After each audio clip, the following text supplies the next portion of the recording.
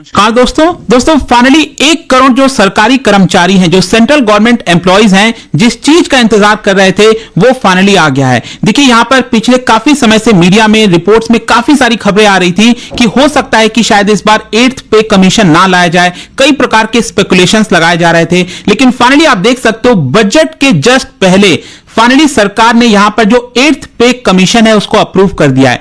इस बार कितनी salary hike हो सकती है, काफी कुछ जानने को मिलेगा। चलिए आगे बढ़ते हैं। सेंट्रल गवर्नमेंट के द्वारा जो 8th सेंट्रल पे कमीशन है उसका रिकमेंडेशन दे दिया गया, मतलब उसको अप्रूव कर दिया गया है और यहां पर फाइनली जो कमीशन है उसको सेटअप किया जाएगा और कमीशन जब अपनी रिपोर्ट यहां पर जारी करेगी, उसको सबमिट करेगी। अब हो सकता है कि इस कमीशन जो है अपनी रिपोर्ट 2025 के एंड में कर दे, 2026 के शुरुआत में कर दे और फाइनली वो आपका एक्सेप्ट किया जाएगा, जिसकी वजह से जो सेंट्रल गवर्नमेंट के एम्प्लॉइज हैं, जो पेंशनर्स हैं, उनको इसका काफी लाभ मिल सकेगा। आप देख सकते हैं यहां पर जो यूनियन मिनिस्टर है अश्विनी वैष्णव, उन्होंने इस चीज के बारे में अनाउंसमेंट किया, जो भी कैबिनेट के द्वारा डिसीजन लिया गया था कि फिटमेंट फैक्टर कितना होगा, जो पेंशन्स हैं उनका क्या होगा, यहां पर जो अलग अलग अलाउंसेस होते हैं उनका क्या होगा। बहुत सारी चीजें होती हैं जो देखना होता है और वो सारे रिकमेंडेशन सेंट्रल गवर्नमेंट को दिए जाते हैं और सेंट्रल गवर्नमेंट जब उसको अप्रूव करती है तो यहां पर सरकारी कर्मचारियों की जो सैलरी है, पेंशन है, वो यहां पर बढ़ जाती है।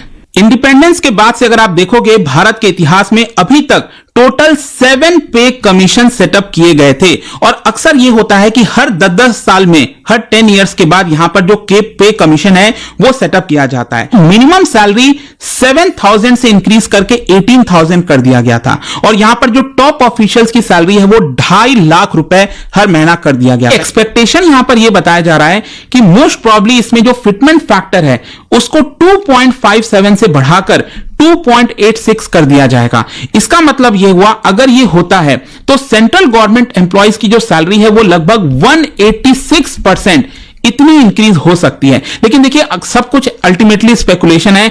जब तक यहां पर कमीशन सेटअप नहीं हो जाता, कमीशन की रिपोर्ट नहीं आ जाती, तब तक हम एकदम क्रिस्टल क्लियर चीजों को नहीं कह सकते। लेकिन यहां पर अगर आप डिमांड देखोगे, जो गवर्नमेंट एम्प्लॉइज के जो यूनियंस वगैरह हैं, उनके जो डिमांड्स आ रहे थे कि उनका कहना था कि जो मिनिमम सैलरी है उसको 18,000 से बढ़ाकर 26,000 से 30,000 रुपए महीना करना चाहिए। फिटमेंट फैक्टर को कहना था कि 3.5 कर देना चाहिए। डीएनएस अलाउंस में यह भी कहा जा रहा था कि इसको थोड़ा सा इन्फ्लेशन के तहत ज्यादा एडजस्ट करना चाहिए। क्या होता है कि अभी डीएनएस अलाउंस आपका साल में 2 बार किया जाता है, लेकिन कई बार साल में देखने को मिलता है कि इन्फ्लेशन और ज्यादा बढ़ गया, तो उसके ऊपर फोकस करके डीएनएस अलाउंस के ऊपर और इजाफा करना चाहिए। इसके अलावा पेंशन में भी चेंज आएगा, साथ ही साथ हाउसिंग और ट्रैवल अलाउंस, इसको थोड़ा सा और रैशनलाइज करना चाहिए। क्या होता है ना, कई बार कंप्लेन ये आती है कि जो लोग दिल्ली और मुंबई जैसे शहर में रहते हैं उनका हाउस रेंट वगैरह काफी ज्यादा है। तो अब देखना होगा कि ये जो 8th पे कमीशन है, क्या वो इन सारी चीजों के ऊपर फोकस करता है कि नहीं करता है। लेकिन अल्टीमेटली अब देखते हैं कि पे कमीशन के द्वारा क्या रिकमेंडेशन आता है